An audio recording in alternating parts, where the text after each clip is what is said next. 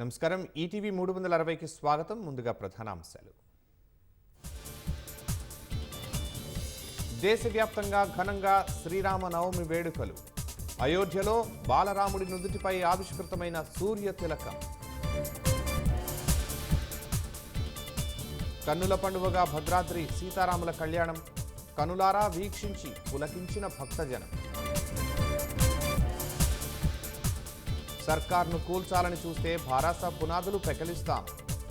భాజపా కాంగ్రెస్ మధ్య పోటీ ఉందన్న మంత్రి కోమటిరెడ్డి. కాంగ్రెస్ పాలనలో నీటి కష్టాలు మళ్లీ వచ్చాయన్న హరీష్. 10 ఏళ్లలో ఇలాంటి దుస్థితి ఎప్పుడూ లేదని విమర్శలు.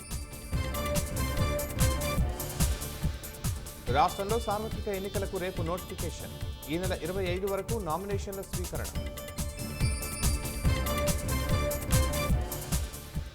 మోదీ గ్యారంటీ దేశమంతా ప్రతిధ్వనిస్తోందన్న ప్రధాని.